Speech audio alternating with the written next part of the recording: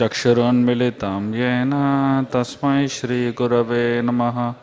श्रीचैतन्यमनोभीष्टं स्थापितं येन भूतले स्वयं रूप कदा मह्यं ददाति स्वपदान्तिकं। वन्देऽहं श्रीगुरु श्रीयुतः पदकमलं श्रीगुरून् वैष्णवांश्च श्रीरूपं साग्रजातां सहगणा रघुनाथां वितं तं सजीवं साद्वैतं सावधूतं परिजनसहितं कृष्णचैतन्यदेवं श्रीराधा कृष्णपदान् सहगणा ललिता श्रीविशाखान्वितंश्च। हे कृष्ण करुणा सिंधु दीनबंधु जगत्पते गोपेश गोपिका कांत राधा कांत नमोस्तुते। तप्त कांचन गौरांगी राधे वृंदावनेश्वरी वृषभानुसुते देवी प्रणमामि हरिप्रिये। वाञ्छकल्पतरुभ्यश्च कृपा सिन्धुभ्य एव च पतितानां पावनेभ्यो वैष्णवेभ्यो नमो नमः। जय श्री कृष्ण चैतन्य प्रभु नित्यानंद श्री अद्वैत गदाधर श्रीवासादि गौर भक्तवृंद। हरे कृष्णा कृष्णा कृष्णा हरे हरे हरे राम राम राम हरे हरे। हरे Krishna. We'd like to welcome all of you all to this Prerana festival. I'm going to speak on this topic, making life an adventure. I'm sure as youngsters, all of you all would have some day or other participated in some trekking, some sporting activity, some adventure games, water sports, something that adds some adventure to your life. But the question always is how to make life itself an adventure. Having small experiences of adventurous episodes is good, but what if life completely can become an adventure? So I'm here to share with you all 9 thoughts or 9 points how life can be made into an adventure. And the way I'm going to share these 9 points is by telling a story. And this is a very adventurous story. This is one of the most adventurous stories I've ever heard mentioned in our scriptures. So as I'm going to narrate the story, through the story, there are going to be these 9 points that come across. And if you implement these 9 points in your lives, at whatever level you can, you'll find that your entire life by itself becomes an adventure. And therefore, we'll begin by hearing a very interesting story, which many of you all would have also heard it. But it's very interesting in this context because these 9 points that I'm going to speak about, even if you can follow one of these points in your lives, you'll find that your life is very different from what it was. One time there was a man who would go to a village and he would hear katha every day. So this fellow would go, his daily duty was that evening he would go and sit in one katha and he would hear. But unfortunately, as soon as he would sit in the katha, he would go to sleep. I'm not sure how many of you are planning like that, you know. Bahar barish hai, andar AC hai, you know. So some of you may plan, you know. So even if you plan, it's okay. You hear the story and then go to sleep. You know. So this fellow, he would go invariably every day and go to sleep. So the kathakar, the fellow who was giving the katha every day, he knew, he was quite fed up of this fellow, you know. So he was so bugged by this fellow. Every day, exact same place he would come and sit and immediately go to sleep. So this kathakar, as soon as this fellow, he would see this fellow entering, he would say, "Aa gaya kya?" And then he would sit down. He would say, "Baith gaya kya?" And then he would go to sleep, That he would not say. After the whole class got over, when he would get up and go, he would say, "Ja raha hai kya?" So this guy, he never heard anything in the katha except these three words, "Aa gaya kya, baith gaya kya, ja raha hai kya." Bas. That's what he heard about the katha, essentially. So this guy, he was at his home sleeping, And that day, one thief came into his house.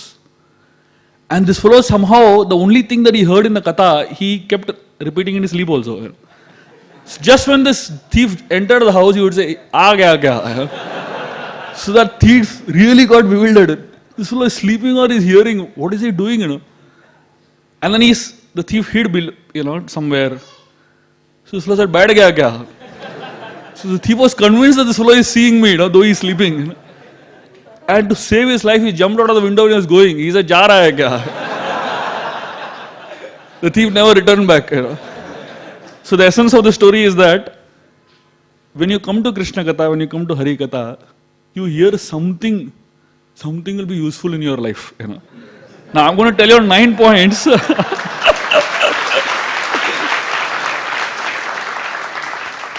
At the end of 9 points, you might say, "Arey, first point kya tha?" Don't worry. Even if 1 point remains in your mind, no problem. Kuch to kaam aayega, sote waqt.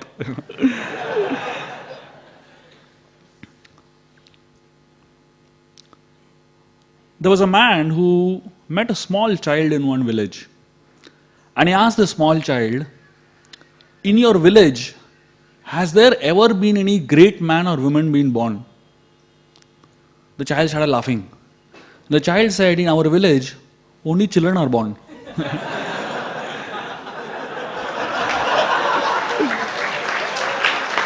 Which essentially means that every great man or woman is born a child only. How a person utilizes his life or her life to make the best of the journey determines whether a person becomes a great man or woman in the end of his life. And therefore, the Ramayana talks about 3 cities. The city of Ayodhya, which is up in the north, the city of Lanka, which is way in the south, and in between the 2 cities, it talks about a 3rd city, which is the city of Kishkinda. The people in Ayodhya, they follow something which is known as Sanskriti, very highly cultured people. The people of Lanka followed what is known as Vikriti, very, very distorted, demoniac type of people. And people in Kishkinda in between, the city is physically in between, and also it is in between in mindsets. That means the people in the city of Kishkinda, they practice what is known as Prakriti. Prakriti means they sometimes act like Ayodhya Vasis and sometimes act like Lanka Vasis. In Kishkinda, you find Vali also, and you find Sugriv also, and you find Hanumanji also. People like Hanumanji followed Ayodhya culture, which is known as Sanskriti. People like Vali followed Lanka culture, which is known as Vikriti. And people like Sugriv were confused. Sometimes they followed Hanuman and sometimes they followed Vali. And therefore, people in Kishkinda are given a name in the Ramayana. They are known as Vanara. What is the meaning of Vanara? Vanara is a question. Nara means human, and Vanara means, are you human? So the word Vanara, it's a question. Are you human? If you're following the culture of Ayodhya, then you're a human. But if you're not following the culture of Ayodhya, and you're following the culture of Lanka, then you're a monkey. And therefore, every person in Kishkinda is asked this question, Vanara, are you human? Some people like Hanumanji, they can say yes. And some people like Vali, they say no. And some people like Sugriv, they are confused. All of us are exactly in the same situation of life. The question is, Vanara, are we human? So, we are apparently living a human life, but what it means to be a real human, that is what we are going to discuss in this whole session.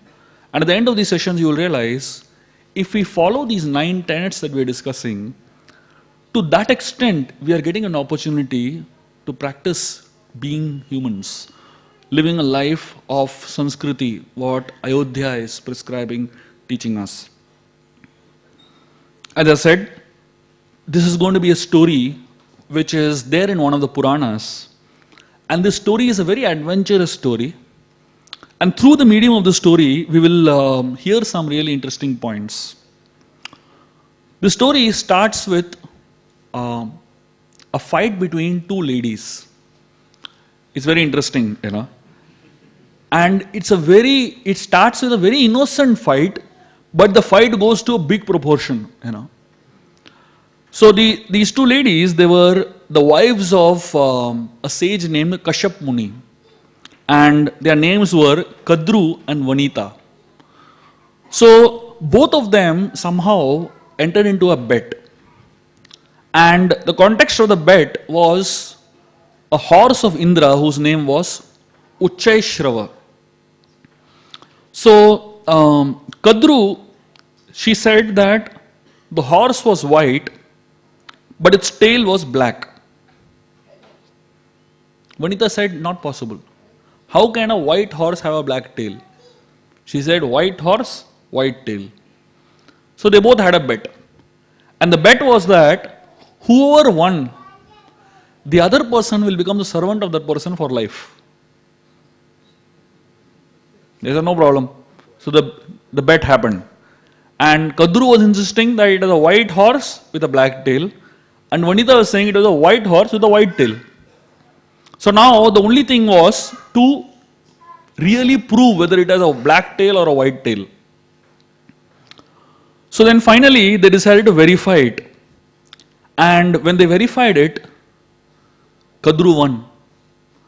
It was a white horse with a black tail. And Vanita, she could not believe her eyes. How can a white horse have a black tail? Now for you and me, it doesn't make any difference, whether it is a white tail or a black tail. But for Vanita, it made a big difference. She became the servant of Kadru for her whole life, literally. And interestingly, Kadru, she had cheated. What she did was, Kadru was the mother of all the snakes, So she told her children, the snakes, to go and camouflage the tail of the horse Uchchaishrava to look like a black tail. So actually it was a white tail only, but that the snakes were hanging in such a way that it looked like a black tail. So this was a turning point in Vanita's life, and she became a servant of Kadru for her whole life. At a certain point in Vanita's life, something happened which was actually going to create a change in her position as being a servant. She had another son who was born to her, whose name was Garuda. Garuda, who eventually became the eagle carrier of Vishnu. But at this point of time, he was just a son of Vanita. And when Garuda saw that his mother is a slave for her whole life practically, he was feeling very bad. And Garuda went to the snakes, the Nagas, and he struck a deal with the Nagas. He told the Nagas that if I bring you celestial nectar, the nectar that Indra has in the heavens, will you release my mother from slavery? The snake said, no problem. We'll release her from slavery the moment you get us celestial nectar. Because they knew that getting celestial nectar from Indra is not just difficult, it is impossible. So they agreed to it.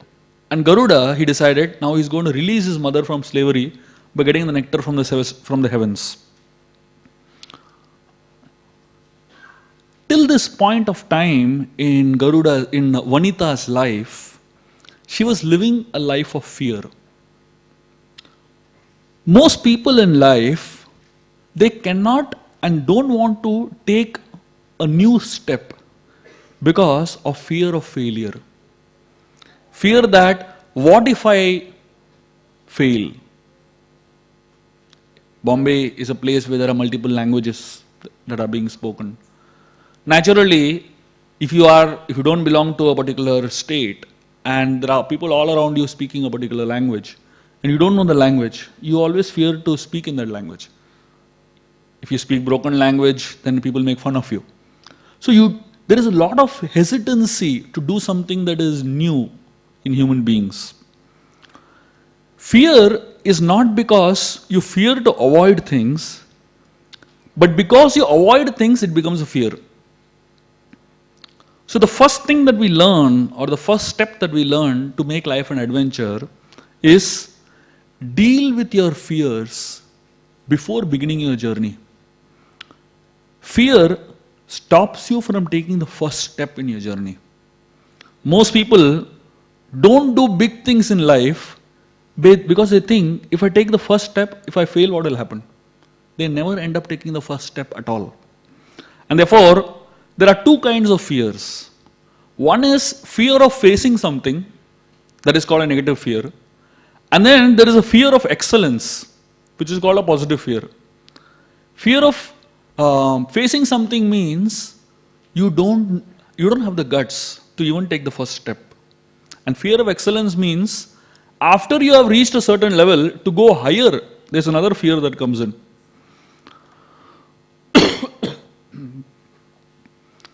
In life, to begin is to succeed. In any aspect of life. Do you think after playing so many matches, Sachin Tendulkar, when he lifts a bat and he goes to play the next game, is he not nervous? After Amitabh Bachchan has acted in so many movies, when his next movie gets released, do you think he's not nervous what's going to happen? Essentially, just because they have success so many times, it's not that they are less nervous. Initially, your nervousness is, can I face it? And eventually, your nervousness becomes, can I live up to the expectations?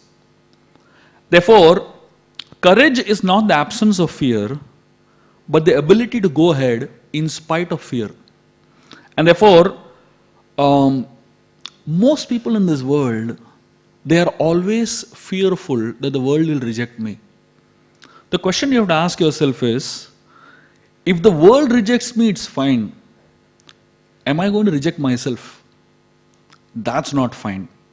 And therefore, if there is an enemy who is outside and he's coming to stab you with a knife, somebody can hold that fellow and prevent him from stabbing you. But if you yourself take a knife and you are stabbing yourself, who can help you? Fear is like that. Fear means you are stabbing yourself with a knife. You can't do anything and nobody outside can help you. And therefore, the most important thing to begin any adventure is to help overcome fear by accepting realities. When we accept the realities of life, we have what is known as positive emotional balance in life.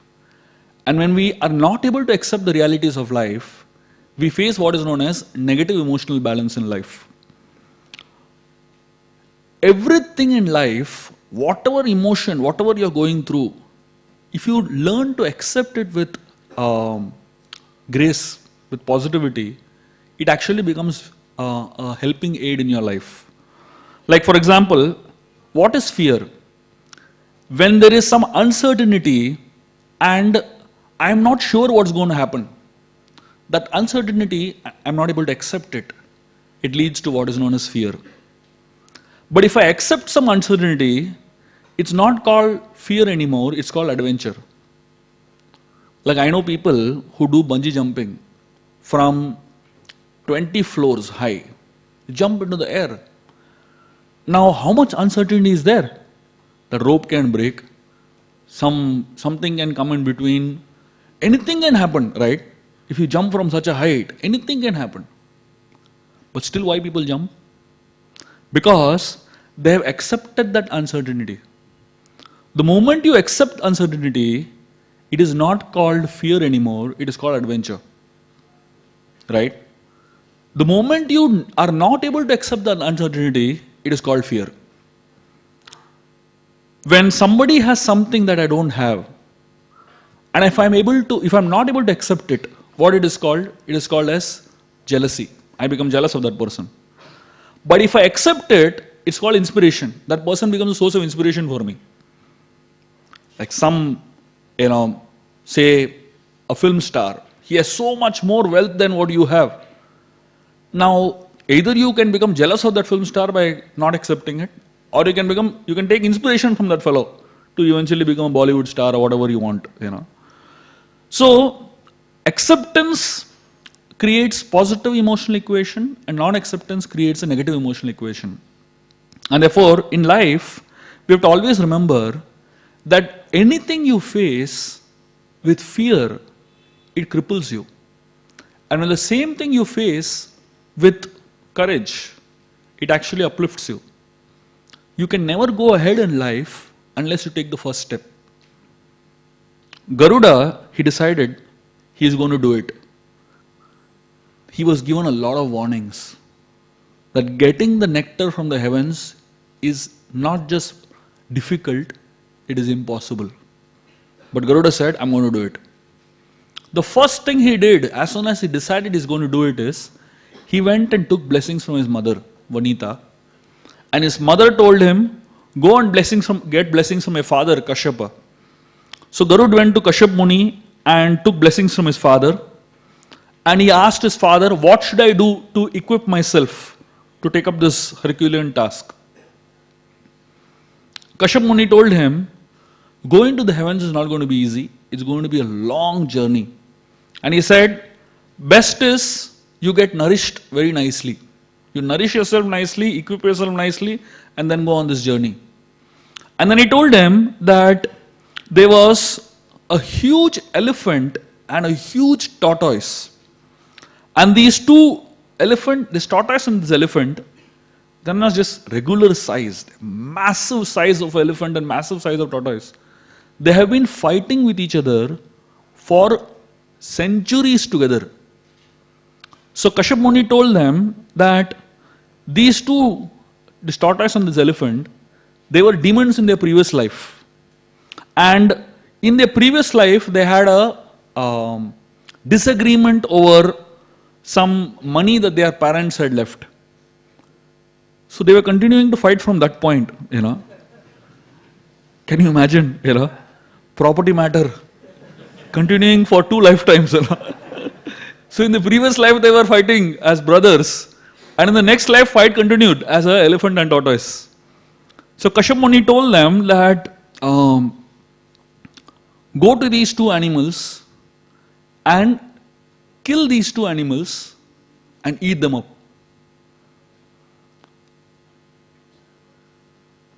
We'll deal with that part later. But the essence is that, when Garuda, he decided to go on this journey, the first thing he decided was to take blessings from his mother and father. Most of the times in life, if you want to make life an adventure, if you want to do something big in life, the first thing that we need after having courage is blessings. That means we need blessings of people who can actually make sure that the venture that we are taking is a success. If you study the entire Mahabharata, what is Mahabharata in essence?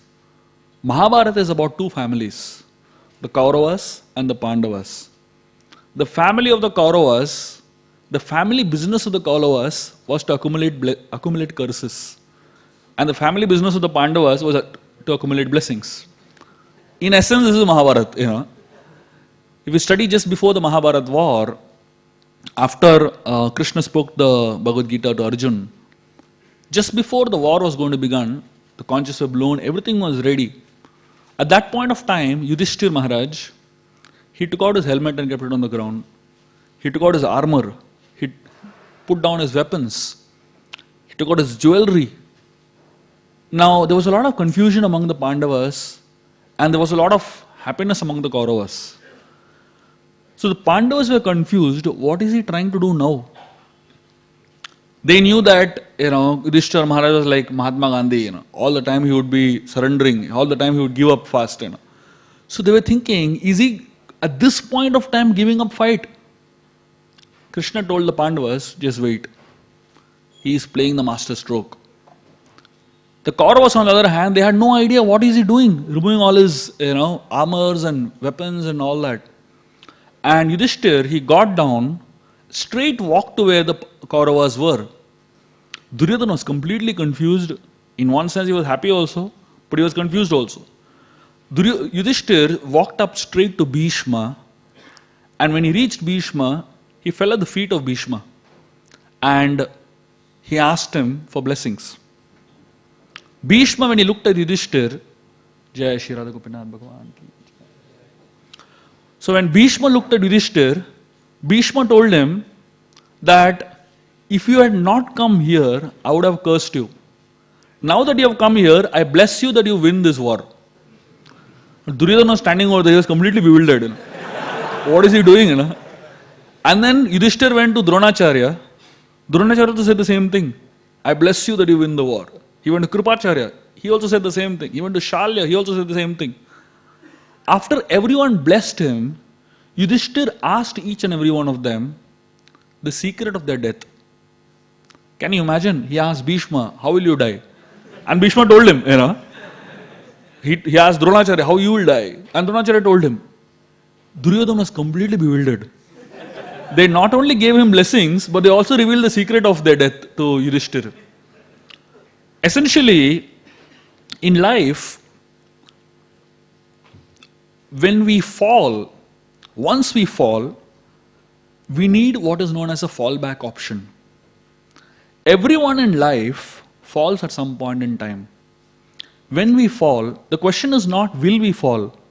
The question is when we fall, what is our fallback option? In the Mahabharata we find Arjuna and the Pandavas, their fallback option was Krishna. And the Kauravas, headed by Duryodhana, their fallback option was Shakuni. And therefore, because when you fall, whom do you go to for inspiration? We go to a friend who will inspire us in which way? There are some people who, when they have problems in their life, when they go through difficulties in their life, they fall, they go to a friend.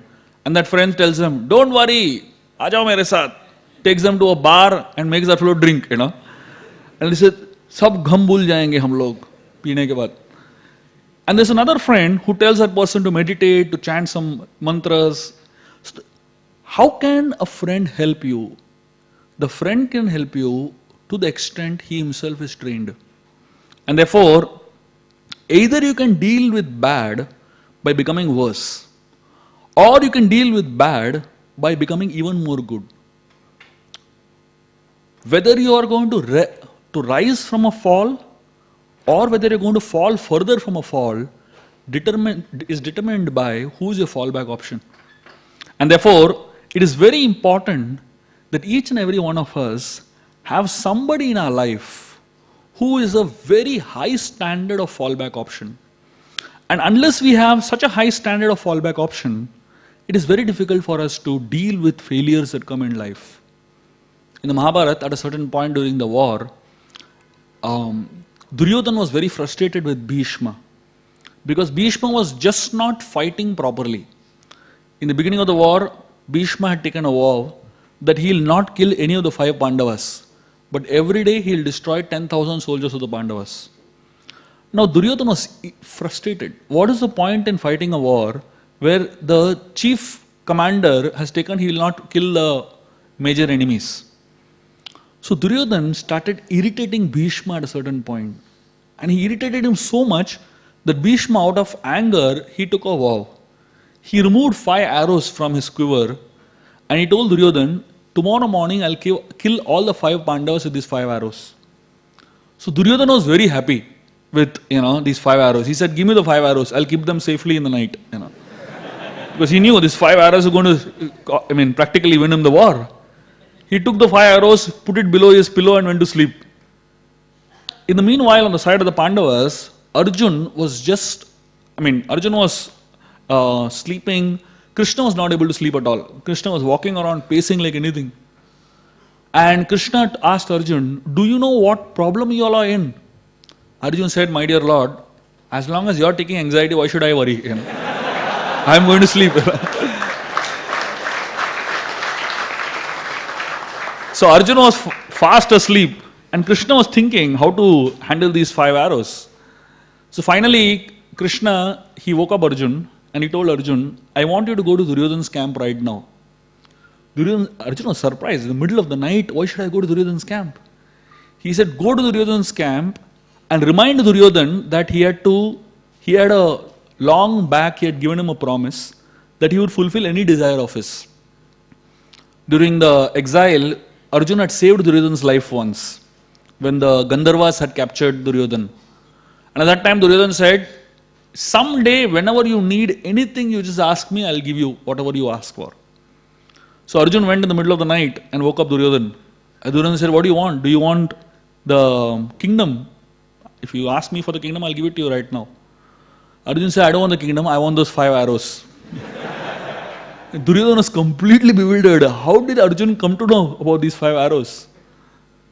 And that's when Duryodhan realized that as long as Krishna is on the side of the Pandavas, it is very difficult for them to fail. Because they had a fallback option which is very powerful. In life, what is more important than anything else is not whether you will face failures in your venture, in your adventure of life, but as you face obstacles that come, do you have somebody who will give you blessings to handle it?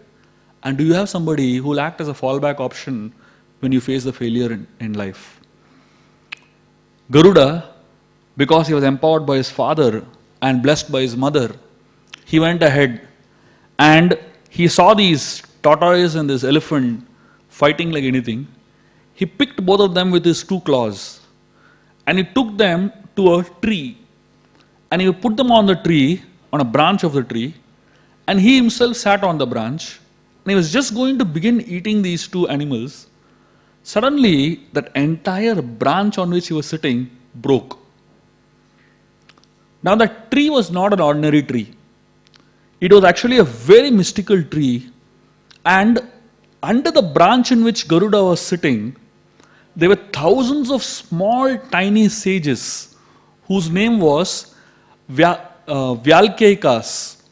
These sages, they were very small in size, but they were very powerful sages.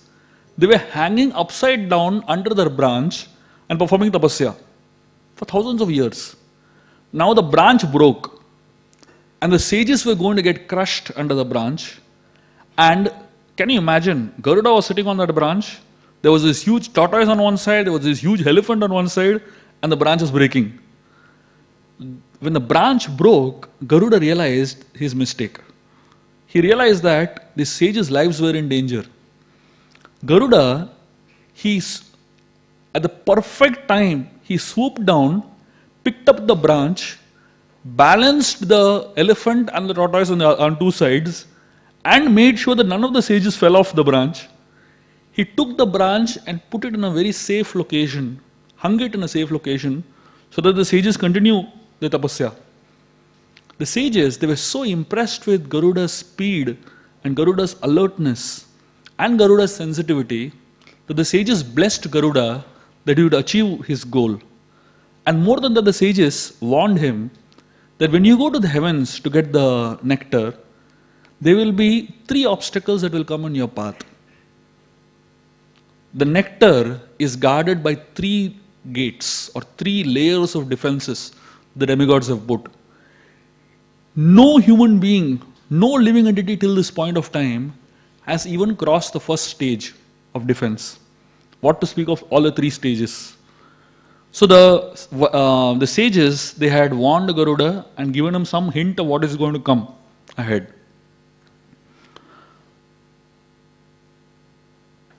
When you venture out, the most important quality when you take on an adventure is develop trust in people who have the ability to assist you. Nobody in life can take up an adventure alone, especially if you want to do something really powerful and great. Only a fool will think, I will go on my own and do something big and come back. Cooperation is one of the most important qualities in somebody who wants to become adventurous in life. We find all over the scriptures great personalities always cooperating with one another to achieve anything big. In the Srimad Bhagavatam, we find the Prichetas, they sat in the bottom of the ocean to perform tapasya. And when Vishnu appeared in front of them, the Lord was impressed not by the tapasya, but by the tapasya of their cooperation. In Kali Yuga, the problem is that when people are together, they fight, and when people are alone, they are hypocritical. So most people, they prefer to be either alone in their own rooms, in their own houses, in their own life, with their own mobile phones, alone, so that nobody observes them, they can be in their own world of hypocrisy. Or if they're together, they are fighting only. So you don't find people together peaceful and people alone very non-hypocritical. And therefore, it is very important that as people of substance, we need to learn to cooperate with one another to achieve a higher purpose. In the Mahabharata again, we find that there is a story that really brings out how many times in life your own ability is not enough. You need wisdom of others and you need cooperation of others to be able to achieve success. Krishna, so there was Ashwathama one time during the war, he released a weapon which is known as Narayanastra. So this Narayanastra was a very powerful weapon, and the power of this weapon was such that anybody who tried to fight with this weapon, they get destroyed. So all the Pandavas, they were initially trying to fight the Narayanastra, and as the Pandavas were trying to fight the Narayanastra, the Astra was becoming even more powerful. Finally, Krishna realized that these people don't know how to counteract this Astra. He got up and he told all of them, drop your weapons and fall flat on the ground. Now, everyone who heard it immediately did it. Even Arjun, Yudhishthir, everyone dropped their weapons and fell flat on the ground. They were paying obeisance to the Narayanastra. Only one person was not ready to fight, to stop the fight, and that was Bhima. Bhima continued fighting, He said, I don't care for any Astra, I will fight till the end. And the entire Narayanastra concentrated its focus only on him. And literally Bhima was on the verge of being finished. And Krishna jumped on him, literally wrestled him, pushed him on the ground, and made him, lay flat. As soon as Bhima was flat on the ground, paying obeisances, the Astra, which is such a powerful Astra, it just disappeared. It didn't harm anybody. And then Arjuna asked Krishna, what kind of technique is this? I have seen many techniques of fighting with weapons, This is the first time I saw a technique where you don't do anything, but you lie flat, And that's what Krishna, he told Arjuna and the Pandavas, that to counter this Astra, there's only one technique. And that is, don't fight it, but pay respects to it. There are many problems in life that shouldn't be fought against. There are many problems in life that should be surrendered to. We need guidance of somebody who can tell us which problems to fight and which problems to surrender to. And therefore, here we find that in life, to be able to overcome many impediments, what you need is humility. What you need is humility to work together with people who have the wisdom, to give you direction, to give you insights into life. Literally, at every point in life, if you don't have the humility to surrender to somebody who can guide you, you will face a lot of difficulties in life. And the natural way of life, the natural cycle of life is such that at some point, every person will become redundant. Every person becomes redundant at some point. In the Ramayana, we find when Jambavan was a personality who was such a powerful person that at one point in time in his life, when he was in the younger days, he had circumambulated the entire universe 3 times, rather 21 times. The entire universe is circumambulated. He was such a powerful person, you know. But the same Jambavan, when he became old, when he was in part of the Ramayana, he couldn't jump across an 800-mile ocean. He inspired Hanuman and empowered Hanuman to do it. So that means at some point in your life, you have to realize you can't do everything on your own. You need either strength of somebody or wisdom of somebody to go ahead in life. Garuda, he was very powerful. But just because he was powerful, he was not arrogant. He realized, if I don't treat these sages properly, if I don't help these sages, if I don't deal with these sages sensitively, then the venture that I am going into, the adventure that I am trying to undertake, it's not going to become successful. And therefore, the third quality that Garuda exhibited is a quality of winning the trust of these sages and learning to cooperate with people who have wisdom to guide him. Then Garuda, he now was blessed. He had the strength now, and not just the strength, but he also had guidance from these sages what is to come ahead. Now Garuda decided to go to the heavens. And by this time, all the demigods in the heavens, they were already ready that somebody is going to come to try to take away the nectar. So they naturally strengthened the whole army, all the defenses in guarding the nectar. So when Garuda reached the heavenly planets, as soon as he reached the first wall, he realized this is not going to be an easy task, getting this nectar. There were thousands of soldiers that were standing as the first wall of defense, and Garuda was alone. Now he was thinking, how am I going to fight with thousands of soldiers single-handedly? And that's when Garuda, he decided to use his intelligence in fighting against these soldiers. He said, if I fight individually with each one, it's going to take me a lifetime to fight. He decided, let me do something else. He started flapping his wings. When Garuda started flapping his wings started creating a certain whirlpool type of wind.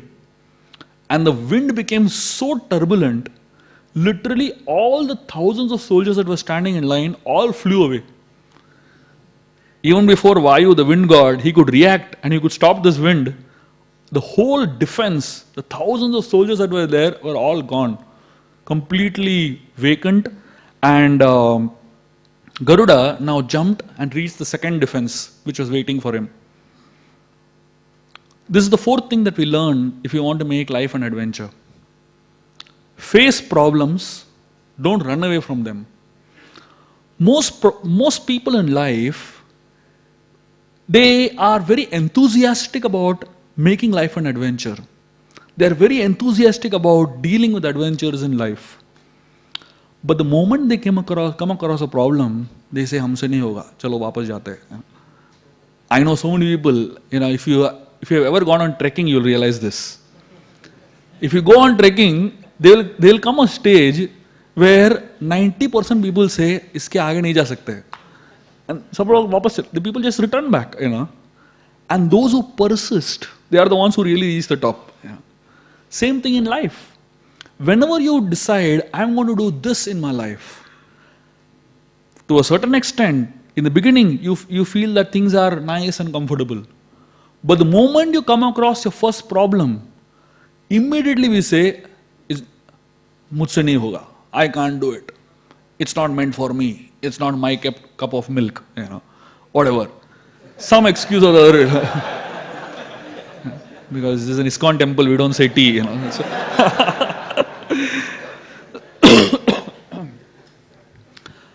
there is a bird called a buzzard.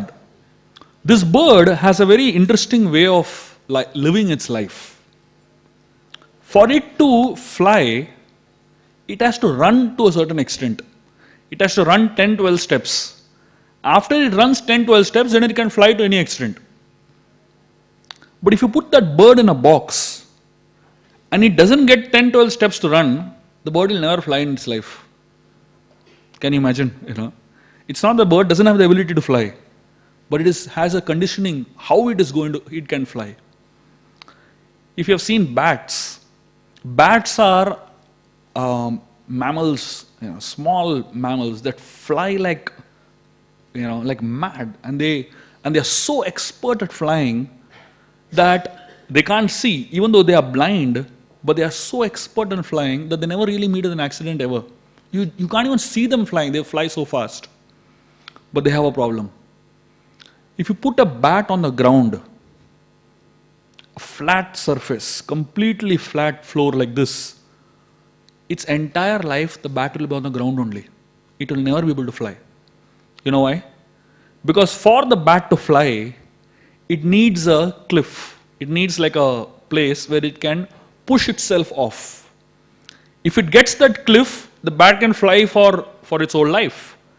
But if it doesn't get a cliff, if it has only a flat surface, the bat will wriggle on the ground for its whole life.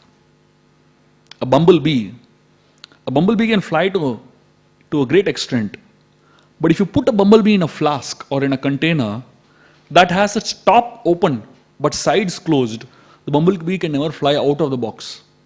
Because the bumblebee only knows to fly sidewards, it doesn't know to fly upwards.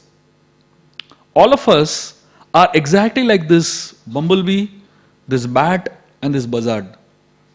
All of us have limitations of how to deal with problems. The buzzard, if it doesn't get 10 steps to run, it can't fly. If the bat doesn't get a cliff to jump itself, push itself off, it can't fly. If the bumblebee doesn't get a side to move, it can never fly. Similarly, all of us will face some problem or the other in life as we're taking the adventure of life, where this problem needs an out-of-box thinking. Whenever you face such problems in life, the first thing we have to remember is face it. Don't run away from it. The moment you come across a problem which seems to be difficult to deal with, don't run away from it. Learn to face it. I often tell the story, which is not exactly from the Mahabharata, but it is a folk tale connected to the Mahabharata. It's one of the Loka Pramans. In the story, one time Krishna and Balaram, they go to the forest. They are actually on their way to another city, and on the way they come across a forest.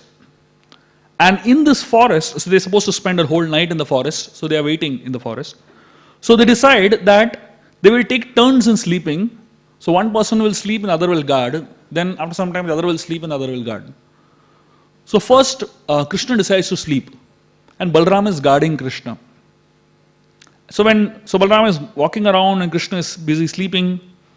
Suddenly, as Balaram is guarding, a big demon comes in front of Balaram. And he starts scaring Balaram. He starts shouting intensely. So when Balaram looks at the demon, he becomes a little fearful. The demon shouts very loudly, and Balaram becomes a little fearful. And as soon as Balaram becomes a little fearful, Balaram becomes smaller and the demon becomes bigger. Now Balaram is confused, size has changed. Again the demon shouts very intensely.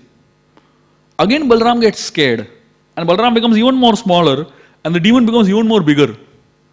Now Balaram is really scared. The demon shouts a third time, and this time he shouts really intensely. And when the demon shouts, Balaram becomes even more smaller and the demon becomes even more bigger.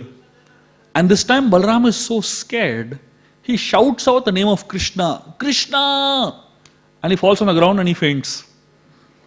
In the meanwhile, Krishna, he hears Balaram calling his name. He thinks that, it's his turn to wake up and guard. So he gets up and he starts guarding. Balaram is sleeping, He doesn't understand that Balaram has fainted basically.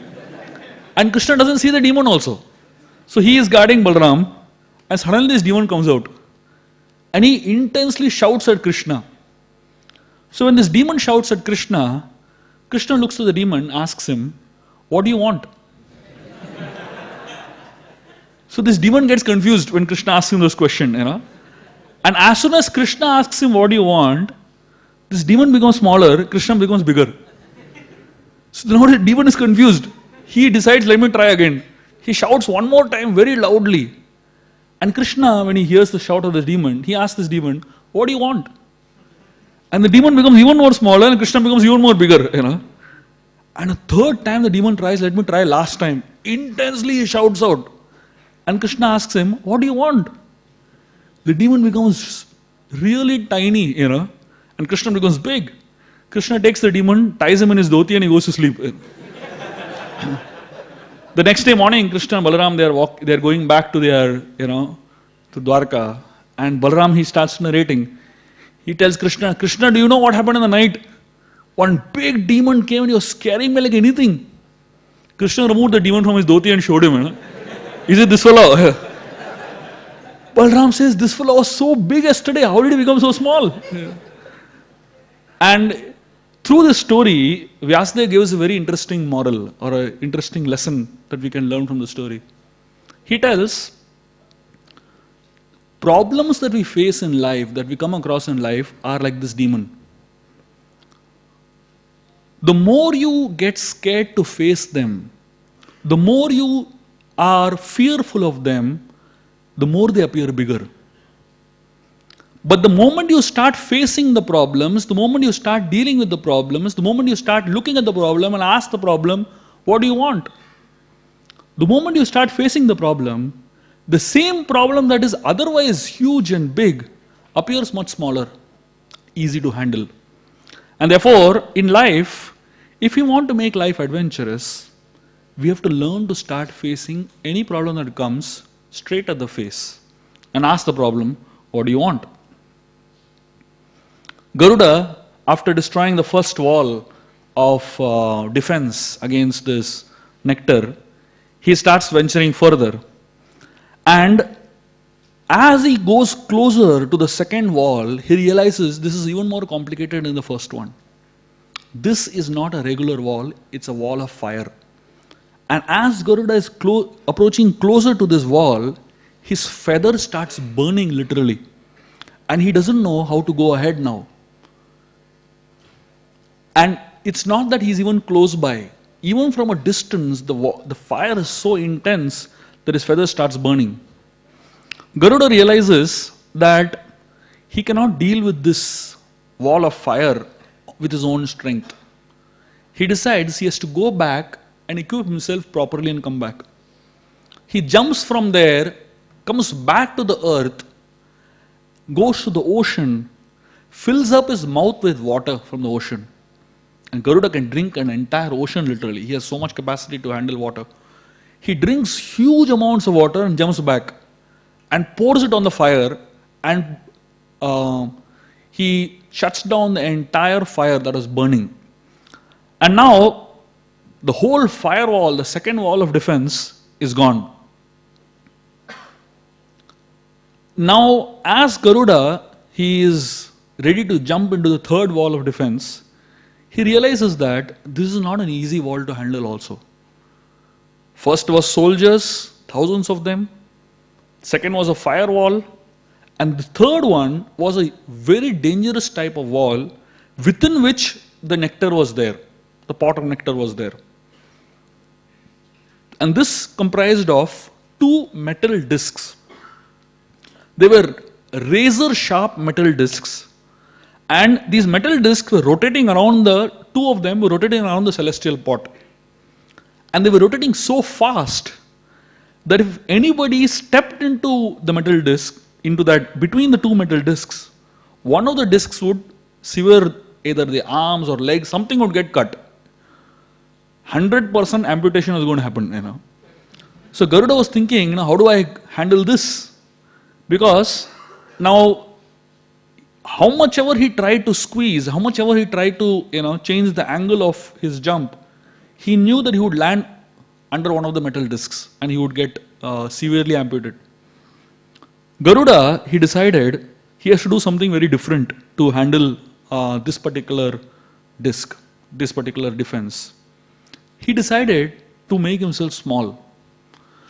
So he actually reduced the size, his size. He made himself so small that he waited for the exact time when one disc could pass, and before the second disc came, he jumped in. Somehow or the other, he saved himself from the two discs, and now he's in between, and the pot of nectar is ahead of him. The only thing he has to do is put his hand out and bring the pot, catch hold of the pot of nectar. And suddenly he realizes there is a fourth problem that is waiting for him inside. The next lesson that we learn when we come across, when we are taking up our adventure to life is that without going through pain, there is no gain. Which essentially means that in life, don't expect life to become an adventure which is memorable, rememberable, and enjoyable without going through pain. People want everything smooth in their lives. Unfortunately, things don't come smooth at all. You have to go through pain. And interestingly, what Garuda teaches us is that if you're anyway going through pain, might as well enjoy it. Unfortunately, people suffer pain. Pain means discipline. There are two ways to experience discipline in life. One way to experience discipline is voluntarily take up discipline, and the second way to experience discipline in life is forced discipline. If you don't take up discipline voluntarily in your life, discipline will be forced into your life. So, people who are intelligent, who want life to be adventurous, they learn to embrace pain with joy. And unless you learn to embrace pain with joy, there will be no transformation that happens. In fact, we have to learn to laugh at everything that happens to our life. In fact, if we don't learn to laugh over anything that happens in life, we will become quite dull and depressed. Today's society is devoid of laughter, actually. I remember in our younger days, when we would sit in front of a table as a family, the only thing we would be doing is laughing.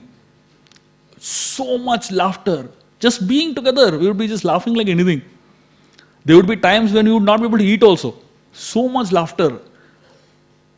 My uncle, he was quite a funny person. And when he would crack a joke, he would himself roll on the ground and laugh, Like, quite weird type of person. Enjoyed life like anything, But today's generation, next generation, you need laughter clubs, People come together and there is a leader who says, laugh now, ha, ha, ha. And everybody is together laughing, One generation after that is like a handkerchief generation. That means nobody laughs. You take a handkerchief on your mouth and giggle, One generation after that, you don't laugh also. You send a message, lol.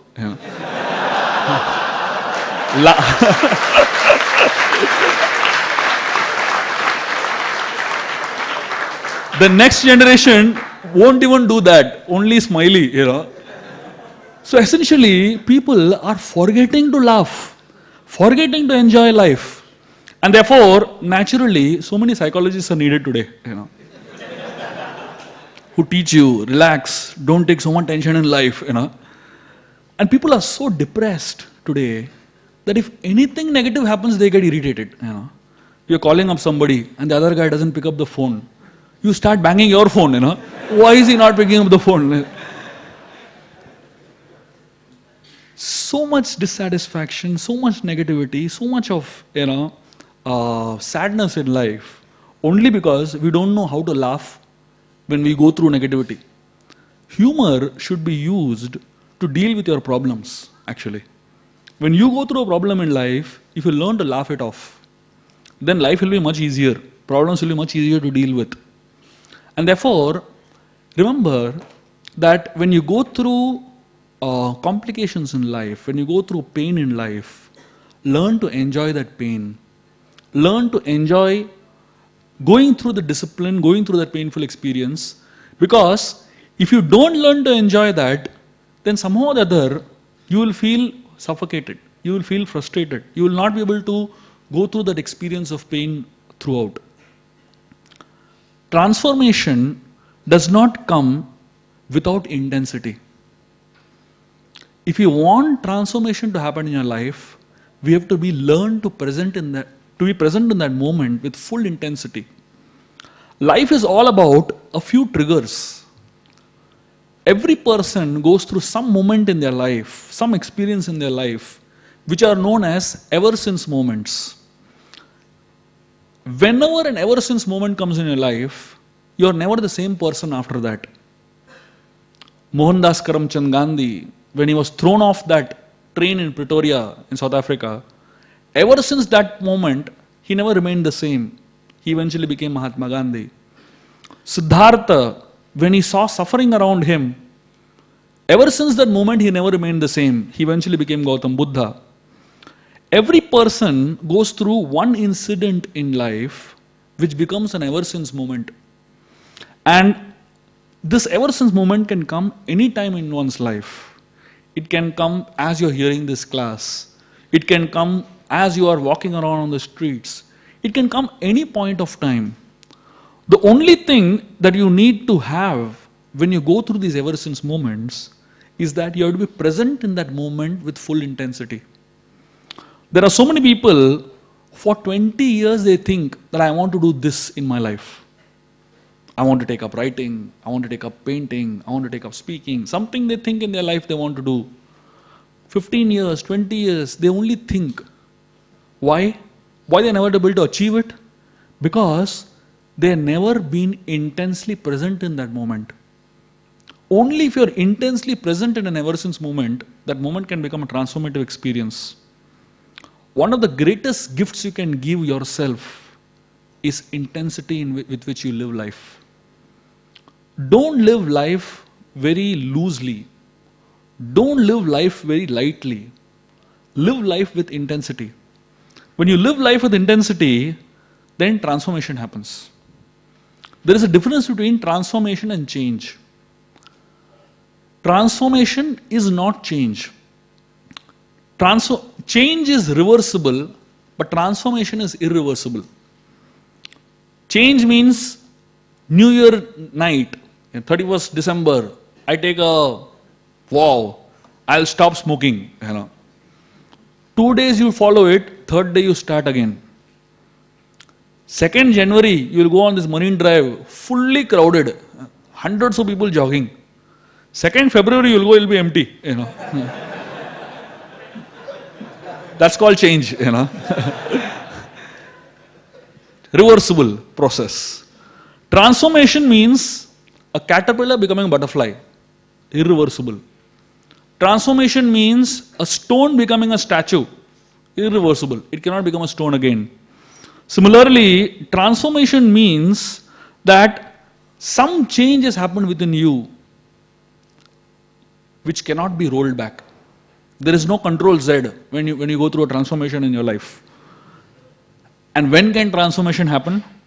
Transformation can happen when you are present with full intensity in a particular ever since moment. After that, you will never be the same person again. That's when transformation can actually happen in life. So Garuda, at this point of time, he decided that no matter what, he's going to get that nectar, and he was ready to go through any amount of pain to the extent of, risking his own life, risking amputating of his own limbs to be able to get the nectar. Now he was inside that chamber, and at that point of time, all around, he started hearing this sound: "You can't do it. You can't do it. You can't do it." So essentially, from the beginning of Garuda's venture till this point of time, everybody has been telling him, "You can't do it." Most of the times in life, this is exactly what we go through in our lives. It is explained, by the time somebody has reached the age of 14, You have heard at least 1,48,000 times that you can't do it. Naturally, if you hear so many times you can't do it, whenever you decide to do anything, that only keeps playing in your mind. You can't do it. Life is exactly like that. The sixth thing that we learn from Garuda is to ignore all these voices.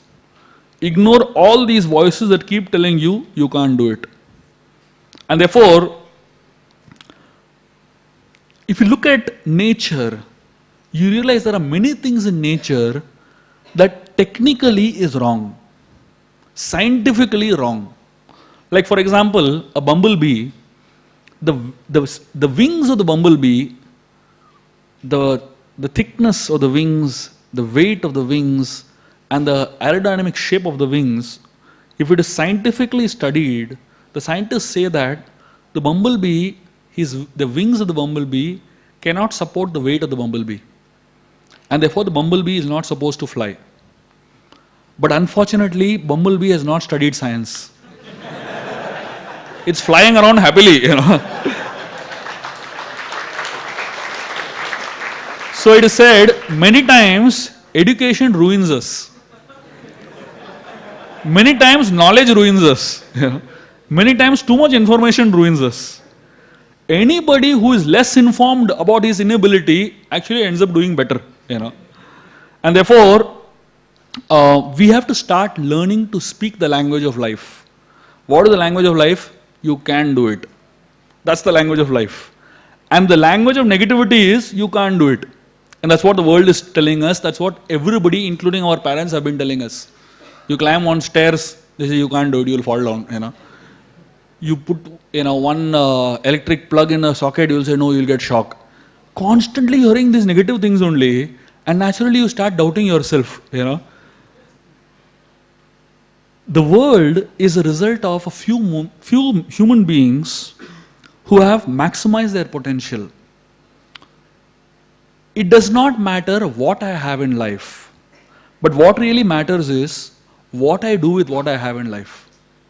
So most people in life, they end up making a lack list. Lack list means it is a list of all the things that I don't have, therefore I can't do anything. If you look at every human being in life and look at the lack list, nobody is supposed to be able to do anything. You are supposed to just sit at home quietly. कुछ नहीं करने का. क्यों? इतने सारे problems हैं मेरे में. Unfortunately, most people who have achieved something substantial in life, they have achieved because they have not focused on the lack list. They are focused on what they have. So therefore, like for example, we find Beethoven. He was one of the best musicians, music composers in the world. This fellow was deaf. He never heard his own music. Einstein, he was hunchbacked, but he redefined science literally. We find John Milton, who wrote this poetry called as Paradise Lost. This man, he wrote such poetry about nature, blind man, never saw nature. We find people who are not the smartest people, they have become the most influential people in society. For example, Rajinikanth, if you look at him, anybody will say, I can become a hero, if you look at him. But what he did is something that nobody else can do, right? Essentially, what it means is that each one of us have a bandwidth of perceptions of what I can do.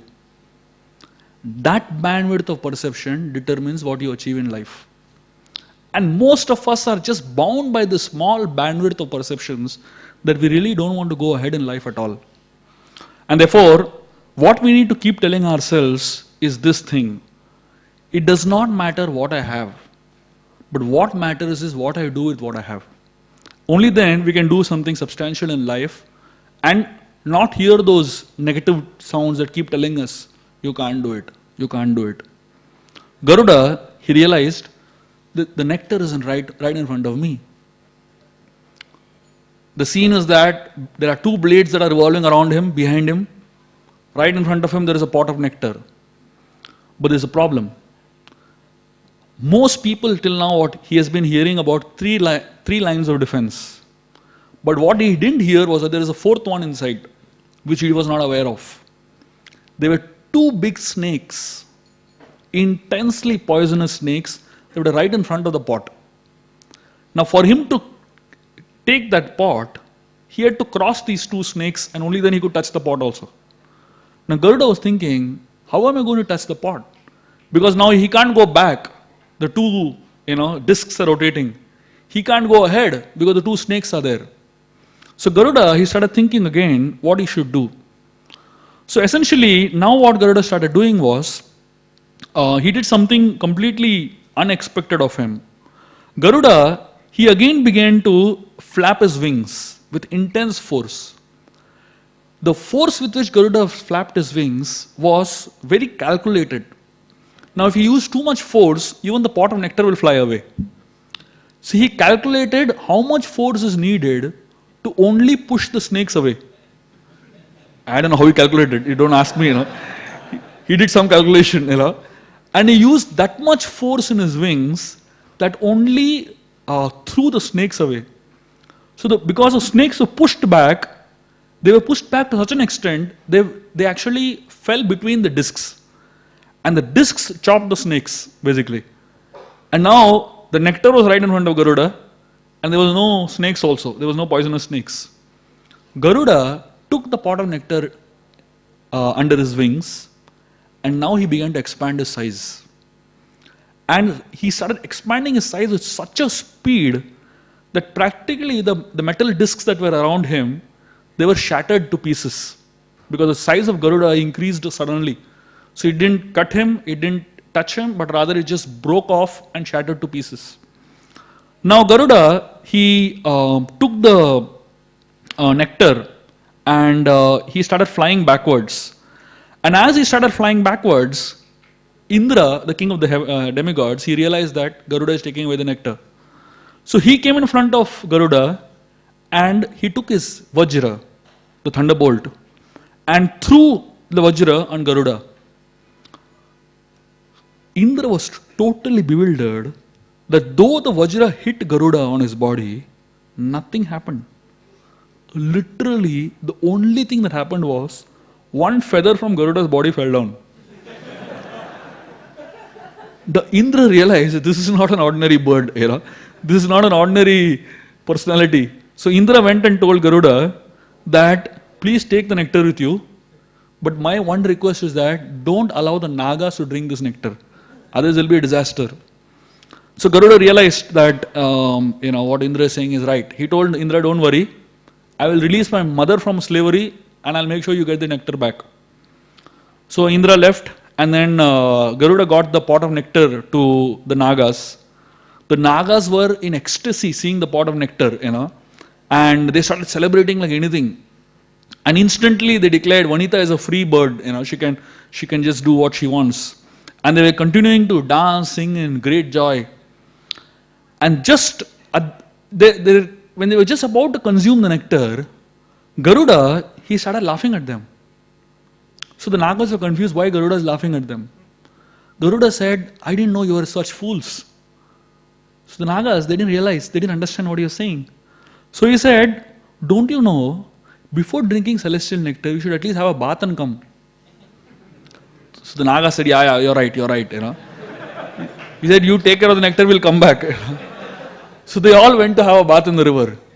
In the meanwhile, so as they came back from the river having a bath, they saw that Indra was taking away the nectar.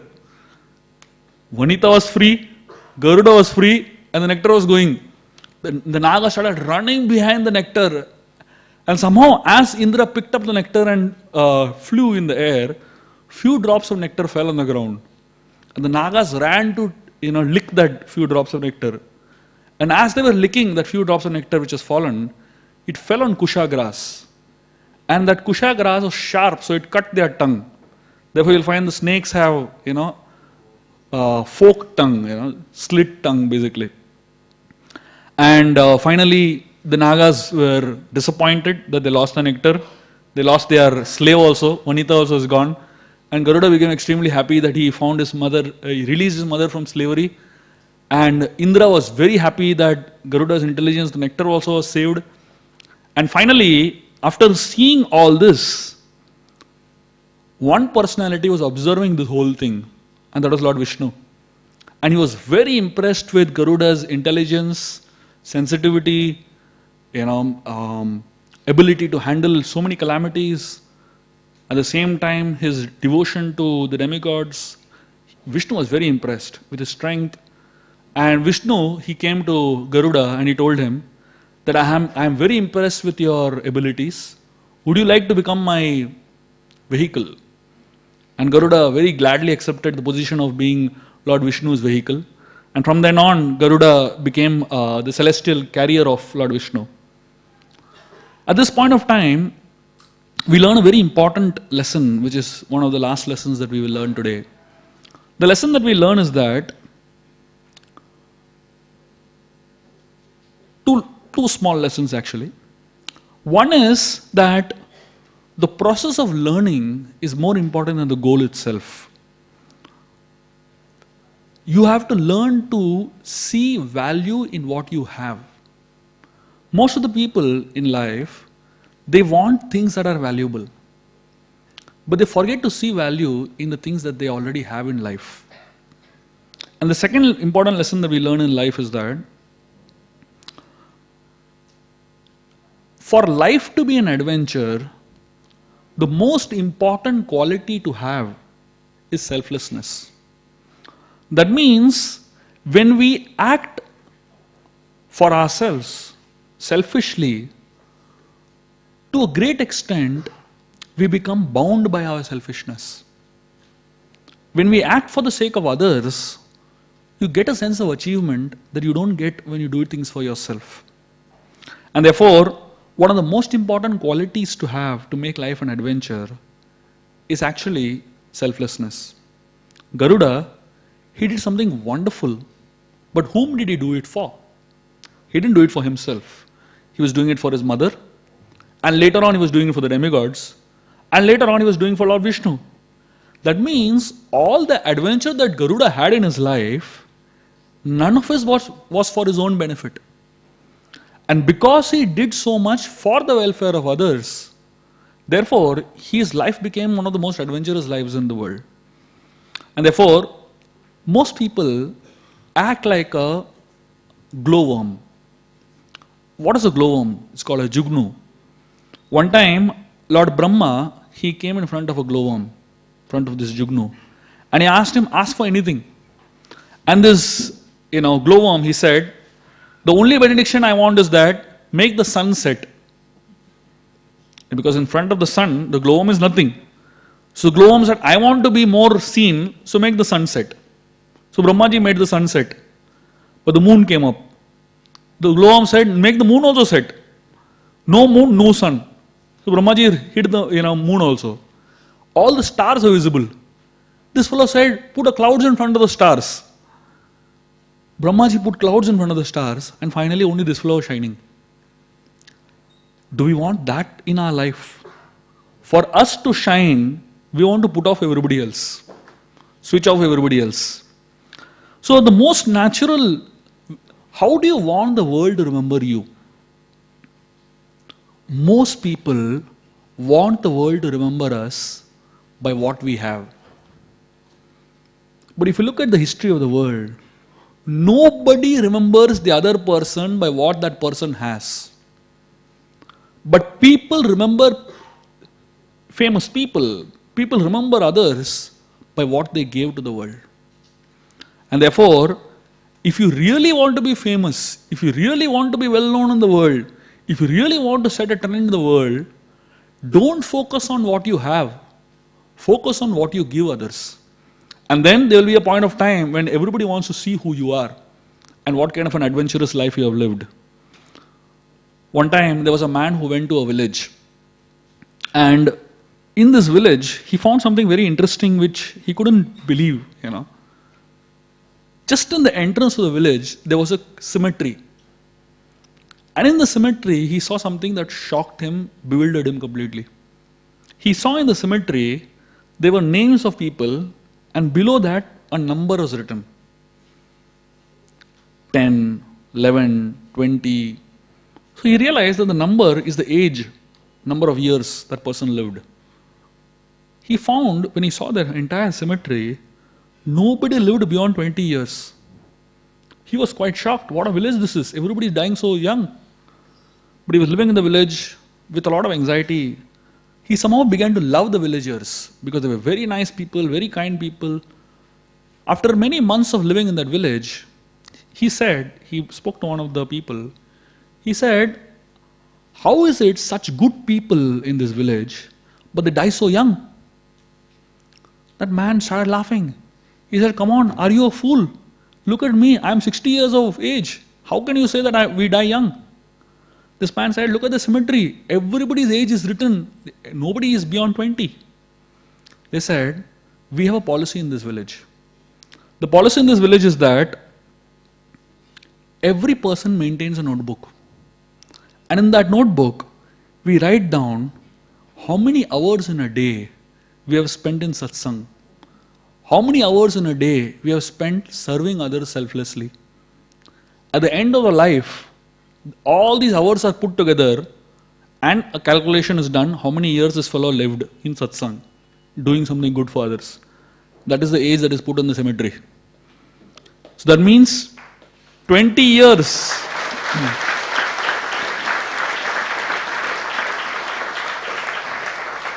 If somebody has done 20 years something good, that is his age.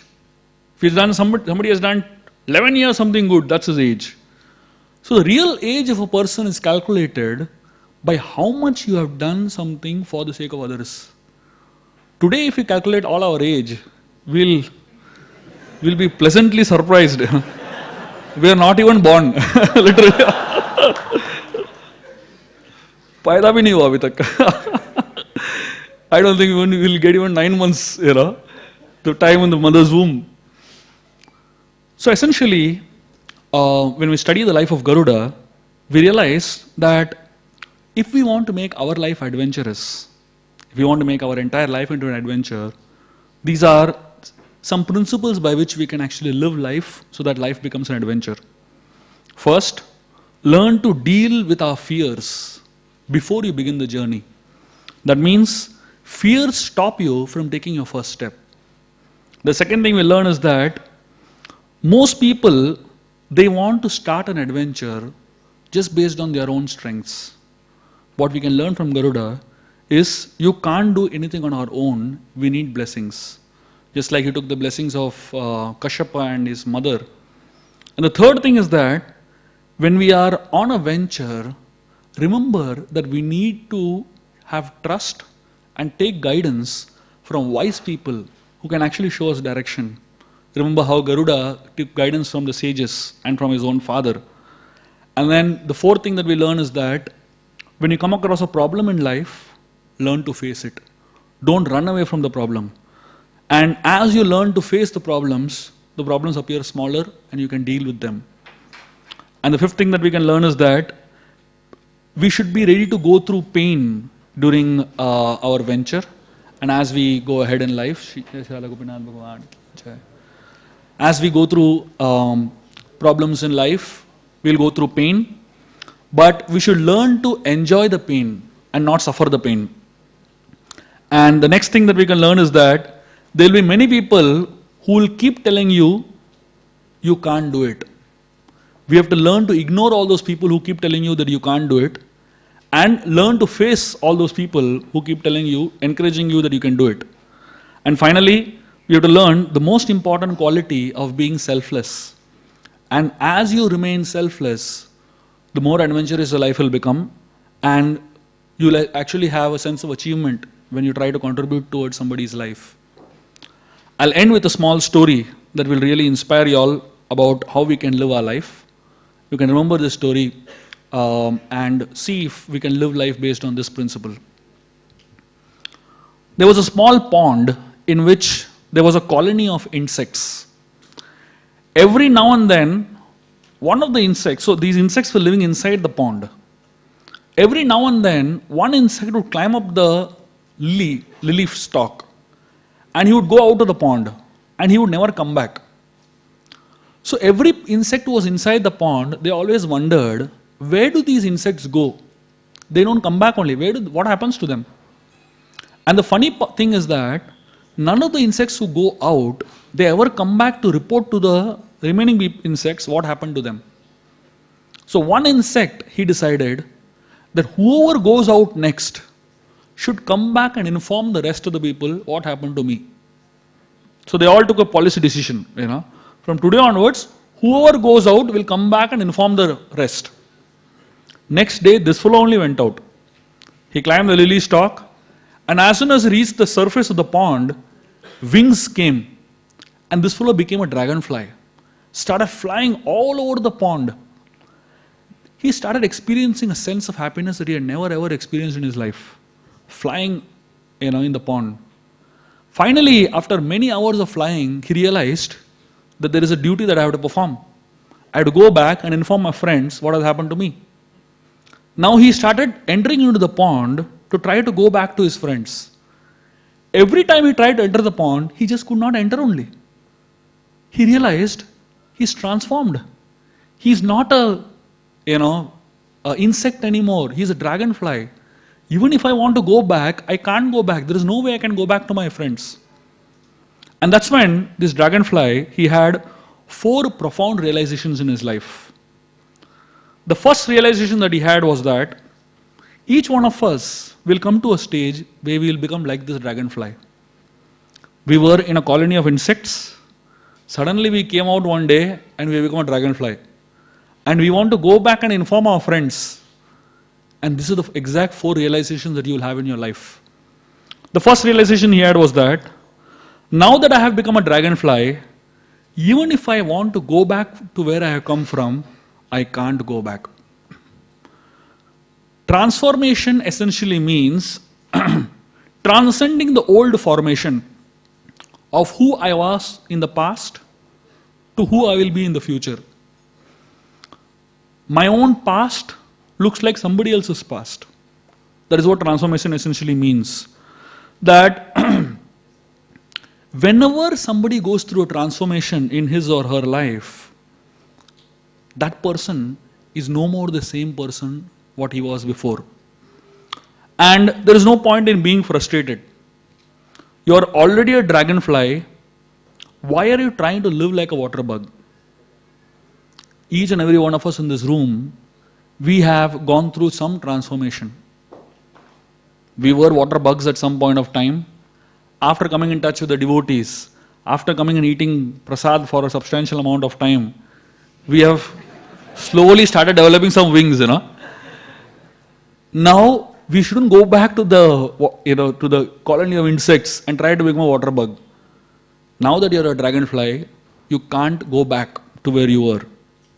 The second realization that this dragonfly had was that even if I somehow or the other go back to where I was, those water bugs will never recognize me in my new form. Even if I end up going back to my colony, my old friends will not recognize me anymore. This is the price you have to pay for going up in life. Every person who has come in touch with the Hare Krishna movement, you will lose your old friends. 100% guarantee. If you don't lose your old friends, then kuch to gadbad hai. Then means you have not gone through a transformation. When you go through a transformation, even if you want to go back, even if you go back to that same place where you came from, the old guys won't recognize you. They will say, kuch to ho gaya isko. Pank aa gaya. Any one of us who keeps growing, keep evolving, you will face this predicament in life. Being misunderstood by others. Any person who walks ahead of his time is sure to be misunderstood. The people whom you were with will not recognize you now because you've gone through a transformation. The third realization that this dragonfly had was that if I had not chosen to give up the comfort of being an insect, I would have never become a dragonfly in my life. That means as long as you are in your comfort zone, your zone of satisfaction, content, unless you have the courage to break open from the comfort zone, you will continue to remain a water bug. Whereas you actually have a potential to become a dragonfly. That means You have to stop seeing yourself as a water bug if you want to see yourself as a dragonfly. It's not important for other people in the world to believe you. Even if nobody in the world believes you that you can become a dragonfly, but if you believe in yourself, it's enough. And therefore, the most important person you need to really convince is yourself. If everybody believes you, but you don't believe yourself, even if the whole world believes you, it's not enough for your transformation to happen. You have to start believing yourself. And what about the others? Do I leave them? Do I forsake them? What do I do with them? The fourth realization that the dragonfly had was that if I keep flying as a dragonfly up above the waters, one day the water bugs who are inside will get inspired by my life. And one day will come, they will also want to become a dragonfly. That means the responsibility of everybody who has become somebody in life is to be a role model for those who have not yet become. And therefore, if you can live your life like a dragonfly, flying up, those people, insects who are like a water bug inside the water, one day they will look at your life and want to seek inspiration. And therefore, the best thing you can do for your friends is become a good dragonfly and fly. Maybe someday they will look at you and they'll say, let me become like you. These are the four things that we can learn from the dragonfly. I'll end with a quote. Life is inherently risky. There is only one big risk you should avoid at all costs, and that is the risk of doing nothing. Thank you very much. Hare Krishna.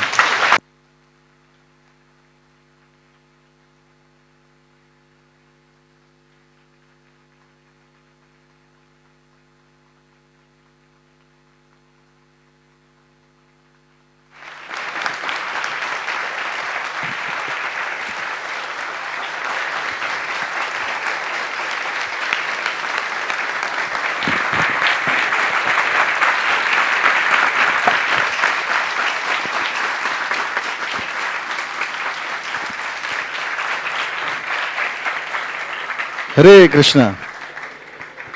So thank you, Shubh Vilas Prabhu, for a very enlightening lecture. It was really amazing and absorbing. And let us thank him by